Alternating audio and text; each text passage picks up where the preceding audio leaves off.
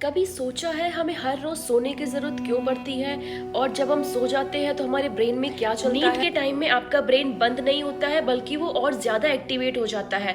दरअसल वो मेंटेनेंस और रिपेयर मोड में चला जाता है। पूरा दिन आपका brain millions of signals process करता है, सोचता है, डिसीजंस लेता है, जिसकी वजह से ब्रेन में एक टॉक्सिक वेस्ट इकट्ठा हो जाता है और अगर ये वेस्ट साफ ना हो तो ब्रेन डैमेज भी हो सकता है। जैसे ही आप सोते हैं आपका ब्रेन एक सिस्टम एक्टिवेट करता है जिसे कहते हैं ग्लाइम्फेटिक सिस्टम।